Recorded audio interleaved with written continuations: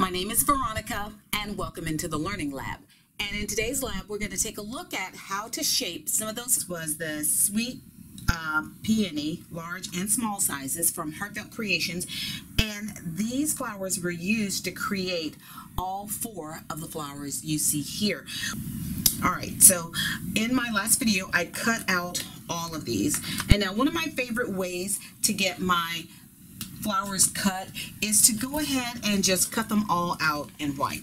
And then I use the technique where I did the template inside of my Misty and I just stamp. So if I start them out white, I can just stamp over them with whatever color I want. You can also cut these in a very soft pastel pink, blue, green, and yellow and stamp with a darker ink on top.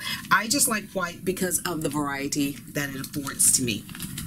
So these were just some samples I made up to share with you. Here is the next flower we want to take a look at. And as you can see, it has more of a puffed up shape, mounded, than this one that we did. Some of the frilliness is still there, but it just has a different look. So let's talk about how I did that one. Now, when I stamped this out, I used some of the Ombre Hero Arts ink, and what I used for this was 3 of the medium large, and then I used 2 of the large ones, and I need to apply some ink to those. Again, I'm going back to this Martha Stewart cube, and I think I'm going to use the blue, the purple, and some of the green, just to give it some variety, because those were the colors that I used when I stamped it.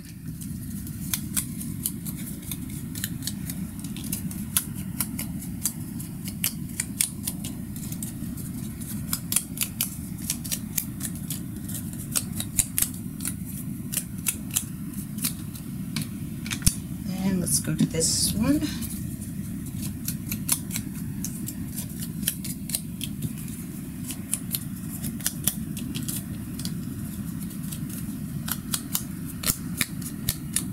And every flower does not have to be hit.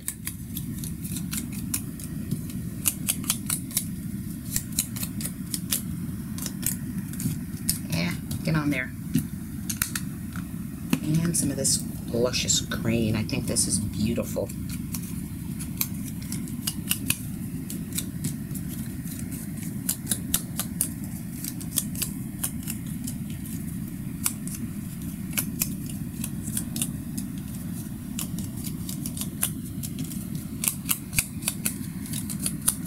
Okay, those are all done. So what I did on these was I used an embossing plate, the leaves. I used that to give this some texture. And what I did was just laid these down on here, just like that. And because of the way I wanted to emboss up, I lay these face down onto my plate. I'm going to bring in the Cuttlebug.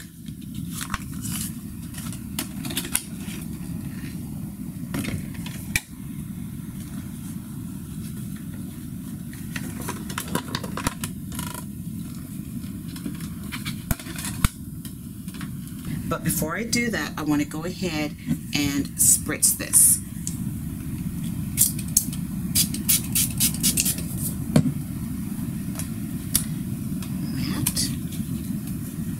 Uh-oh. That's what happens when you're trying to do it one-handed.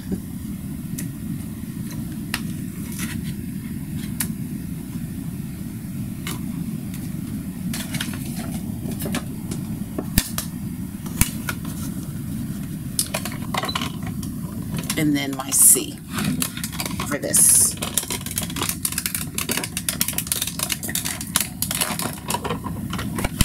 So here's my sandwich. I have my A plate, my embossing plate, my material, the embossing rubber mat, and then my C plate on top, and put that through a Cuttlebug.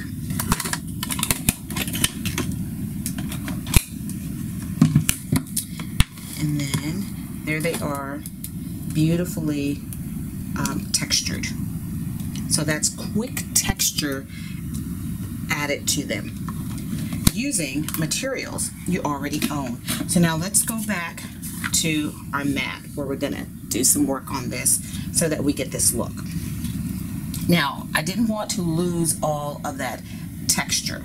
So here, if you're using the McGill one, this tip is super tiny versus that one. So either of these tips will do. I'm going to go ahead and use this. I'm going to use this really small one from Sizzix. And what you're going to do is just crimp the edges on this, going all the way around. Don't have to be particularly neat about it.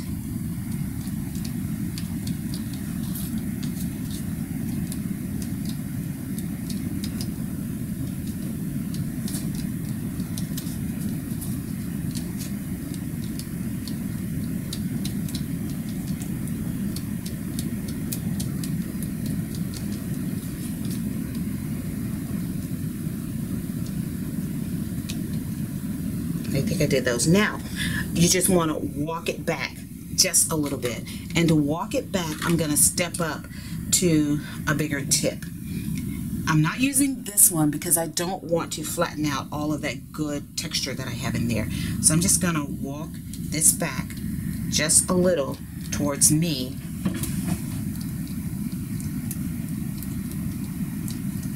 So that I keep the texture. Turn it over. Now I can use the big tip to press my center. And that is the beginning of creating this flower. So I will keep going by just crimping the outside edge, just on the very tip. Don't be gentle. The more pressure you put, the more of a crimp you're going to get.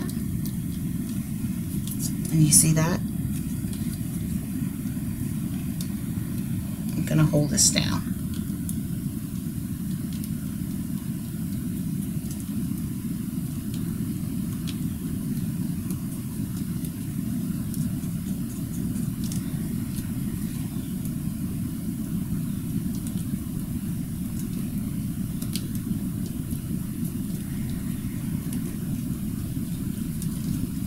Got that done, and a couple of steps back.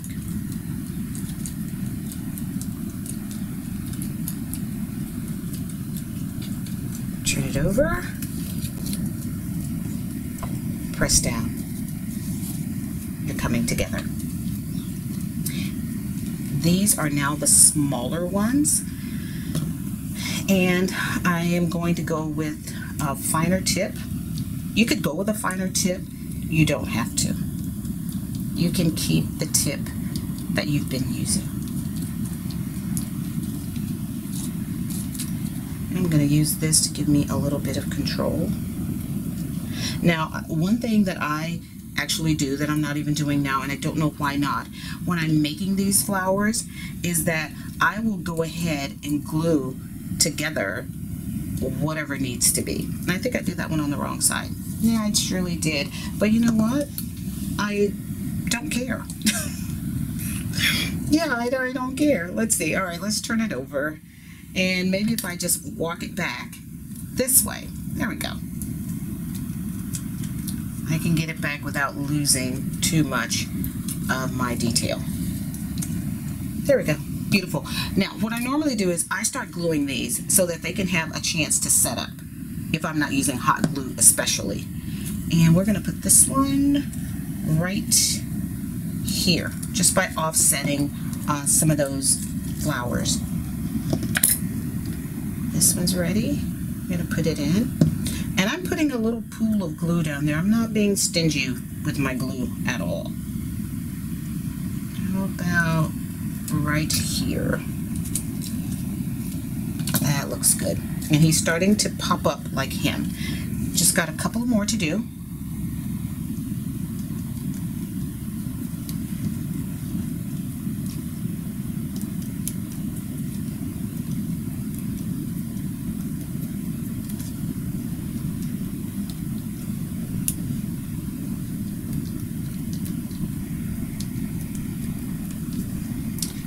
Then just walk back 2, should do it.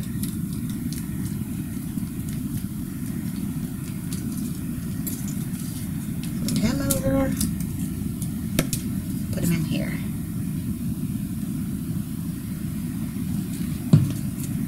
And he would look cute right here. I think would be a nice place for him to go. And now we have one more. I'm going to go ahead and put a well of glue down in there while I'm here.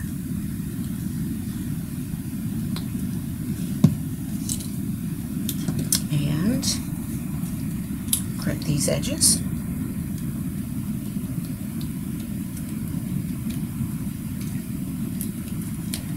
This is for additional detail. Just the embossing alone will probably do it for you. This is just taking it to that next level. And you could probably do it and not crimp all of them. Just crimp a couple. And walk it back towards the center. Turn this one over. And now I'm going to bring in my tweezers to help me get this one in. And offsetting some over there. Pushing that in. Let's see. Twist it a little bit. Okay. So there we go. I'm really going to press this center down. So I'm going to double that up to give me more ability to push that in. And wow, look at that. There we go. And that is using an embossing folder. And as you can see, everywhere you look, there's some texture there.